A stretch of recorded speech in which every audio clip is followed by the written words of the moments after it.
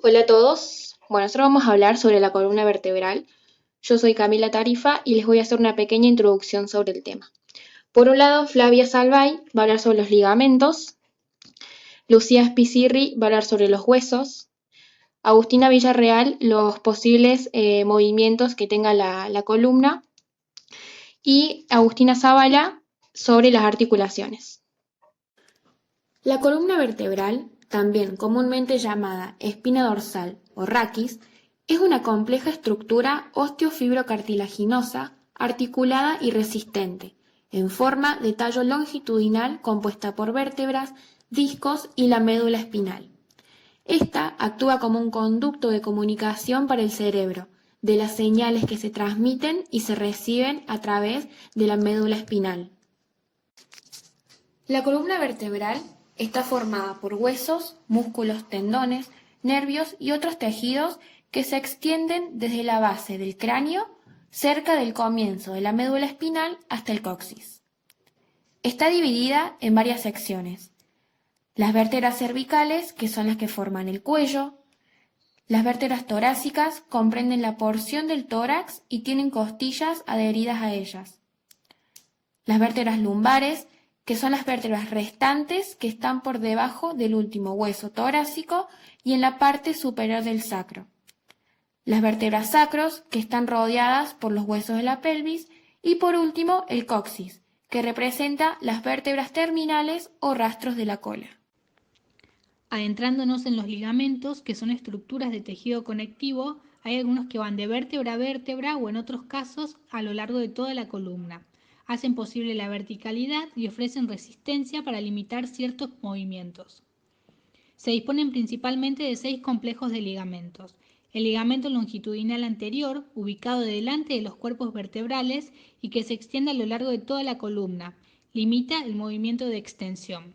En contraposición, el ligamento longitudinal posterior, ubicado detrás de los cuerpos vertebrales, extendiéndose a lo largo de toda la columna y limitando el movimiento de flexión. Pasamos al ligamento flavo o amarillo, que es un ligamento corto que va de las láminas de una vértebra a la que le continúa y limita la flexión. El ligamento interespinoso, que nace desde el borde inferior de una apófisis espinal al borde superior de la siguiente. Con él surge el ligamento supraespinoso, que recorre lo largo de toda la columna conectando las puntas de las apófisis espinosas. Ambos limitan la flexión. Por último, el ligamento intertransverso, que une las apófisis transversas entre sí y regula los movimientos laterales. Otra pieza fundamental de la columna son los discos intervertebrales, que son almohadillas que separan las vértebras y actúan como ligamentos. El disco consiste en un anillo externo de fibrocartílago duro, denominado anillo fibroso, y un centro suave de material casi líquido llamado núcleo pulposo. Este disco es lo suficientemente sólido para transmitir el peso del cuerpo y flexible para posibilitar el movimiento de las vértebras. La columna vertebral o espina dorsal se extiende desde la cabeza a la cual sostiene, pasa por el cuello y la espalda hasta la pelvis a la cual le da soporte. Se compone de 33 huesos individuales que se denominan vértebras, de los cuales 27 dan movilidad al cuerpo. Se apilan un grupo sobre otro en 5 regiones. Las vértebras cervicales son 7 y se encuentran en el cuello. El atlas es la primera vértebra cervical y sostiene la cabeza. Tiene un aspecto diferente al de las otras vértebras. Es un anillo óseo formado por 2 masas laterales unidas en las partes frontal y posterior por el arco anterior y el arco posterior. El axis es la segunda vértebra cervical. También se lo conoce como el diente o proceso odontoide. Proporciona un tipo de pivote y collar que permiten que la cabeza y el atlas roten a su alrededor. Las vértebras torácicas son 12 y se encuentran en el pecho.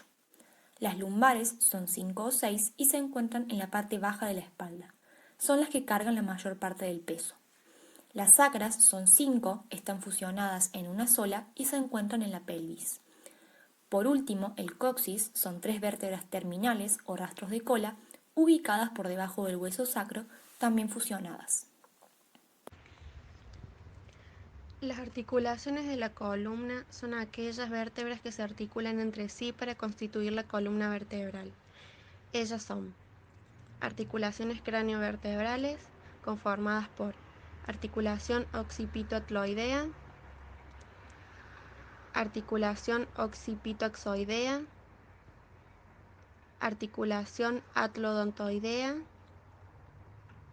articulación atloaxoidea, articulación atlodoxoidea. Las articulaciones de las costillas conformadas por articulación costovertebral, articulación costotransversa. La articulación de los cuerpos vertebrales, articulación de las apófisis articulares o zigapofisiarias, articulación de las apófisis espinosas, articulación de las apófisis transversas, articulación uncovertebral, articulación lumbosacra y articulación sacrocoxígea. Los movimientos de la columna vertebral son 5. Flexión anterior. Estas posturas ejercen un masaje en los órganos abdominales y pélvicos, estiran y tonifican toda la parte posterior del cuerpo, tonifican los nervios espinales, invitan a la introspección y calman la mente y el sistema nervioso. Comenzar la flexión con una extensión axial de la columna vertebral, esto es, un estiramiento intenso como si quisieses crecer unos centímetros. La flexión debe nacer en la pelvis, inclinándola hacia adelante. De lo contrario, la zona dorsal se encorva exageradamente.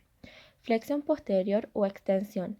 Las asanas en este tipo estiran los músculos de la parte anterior del cuerpo, mejora el funcionamiento de las glándulas suprarrenales y los riñones, dotan de flexibilidad a la columna vertebral y fortalecen los músculos abdominales.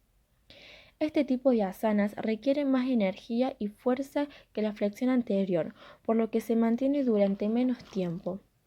Estas posturas favorecen la atención mental, por lo que son adecuadas para realizar al comienzo de la sesión. Inclinación lateral. Efectuado sobre el lado derecho, masajean el hígado y la vesícula. Sobre el lado izquierdo, favorecen el vaso y el páncreas. Amplía la capacidad respiratoria, mejoran el funcionamiento de los riñones. Es importante que el tronco permanezca en un mismo plano, es decir, no realizar una flexión a nivel de las caderas. Si esto ocurre, la postura se convierte en flexión oblicua. Para evitarlo, tira el hombro que queda arriba hacia atrás e intenta abrir el pecho lo más que puedas. Torsión o rotación. Presionan los órganos del abdomen, mantienen en buena salud la columna vertebral y son especialmente adecuadas en caso de escoliosis. Antes de comenzar a girar la columna vertebral es importante estirarse hacia arriba para evitar comprimir los discos intervertebrales. Esto se observa tanto para hacer como para deshacer la torsión. Extensión axial. Con este tipo de postura se consigue liberar de presión a los discos intervertebrales al aumentar el espacio entre las vértebras. Al hacer la extensión axial, se debe mantener la barbilla hacia adentro y la nuca estirada. Para finalizar, los invitamos a realizar estos ejercicios sobre los posibles movimientos de la columna y reflexionar sobre aquellas posturas de la vida cotidiana que uno ejecuta mal, lo que hace también que provoque dolor o malestar. En la medida que les sea posible, intentar mejorar esas posturas y ser más conscientes de cómo se encuentra nuestro cuerpo. Dejamos a continuación un ejemplo de una postura cotidiana realizada bien y mal.